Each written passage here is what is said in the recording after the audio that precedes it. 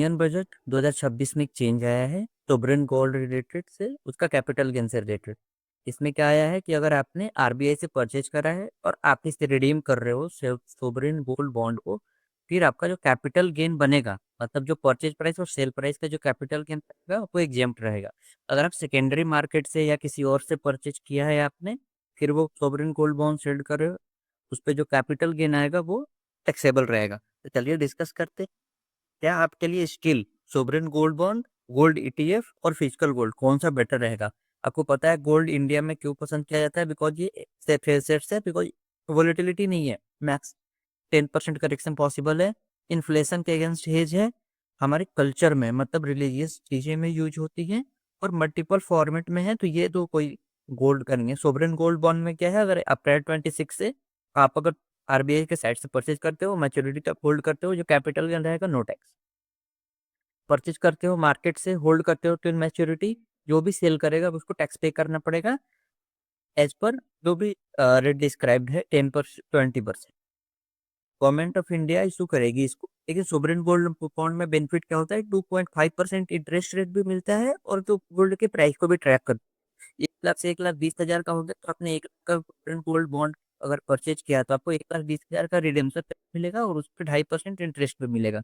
Maturity generally 1 year का होता है और जो टैक्स फ्री कैपिटल गेन होता है, जो मैंने डिस्कस, सब्जेक्ट टू कंडीशन, जो बजट 2026 आया है और वो इफेक्टिव रहेगा अप्रैल 2026 से। डिजिटल गोल्ड, आप गोल्ड खरीद सकते हो कोई भी फिनटेक कंपनी से। इन्वेस्टमेंट 10 रुपए से स्टार्ट है। इसमें कॉन्स क्या है, ये सेबी से रेगुलेटेड नहीं है और इसमें आपको 3% जीएसटी देना पड़ता है। 3% जीएसटी मतलब आपने अगर 100 का परचेज किया है तो उस पर 3 रुपए जीएसटी भी लगेगा। मतलब 3% का मूवमेंट जो भी गोल्ड में होगा वो आपके लिए जीरो गेन और लॉस रहेगा।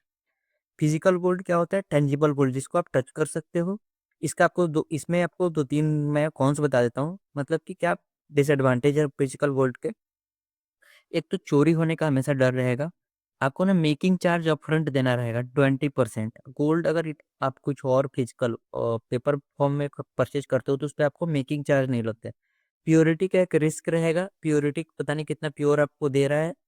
आप इसको पर्सनल अगर यूज करना है तो आप ले सकते हो, अदरवाइज फिजिकल गोल्ड नहीं है। अब आती है gold ETF, silver gold, sorry sovereign gold bond gold, और ईटीएफ, सोवरेन गोल्ड बॉन्ड, और एक और गोल्ड आती है डिजिटल गोल्ड। ये तीनों क्या है, पेपर फॉर्म में गोल्ड है। गोल्ड ईटीएफ क्या है, ये स्टॉक, ये भी प्राइस को ट्रैक कर रही होती है। एक्सपेंस रेशियो म्यूचुअल फंड से भी कम होता है, जनरली 0.5% टू 0.8% के बीच में होता है। अगर आपको इन्वेस्टमेंट करना है तो आपके लिए डीमैट अकाउंट चाहिए, वो भी मैंडेटरी नहीं है। आप किसी भी जो भी एक्सचेंज पे लिस्ट एप्स हैं लाइक ग्रो, जेरोधा और बहुत सारे ऐप्स हैं जिसके थ्रू आप गोल्ड ईटीएफ में पैसा इन्वेस्ट कर सकते हो। इसके बेनिफिट क्या है, ये वो मतलब हाईली लिक्विड एसेट्स हैं। 9:30 टू आप 3:30 तक जो कभी भी आप सेल कर सकते हो। ये भी ट्रैक करती है गोल्ड के प्राइस को। अब देखो मैं बताता हूँ फिजिकल गोल्ड के बेनिफिट, रिस्क क्या है। प्योरिटी का एक रिस्क होता है, मेकिंग चार्ज देना होता है, थेफ्ट का आपको प्रॉब्लम रहता है। लेकिन हाँ बेस्ट फॉर क्या है, पर्सनल यूज। ईटीएफ में क्या है, रिस्क, प्योरिटी क्या है ही नहीं, बिकॉज आप पेपर फॉर्म में ले रहे हो। पेपर फॉर्म में कौन कौन सी गोल्ड आती है, gold ETF, sovereign gold bond और डिजिटल गोल्ड गोल्ड।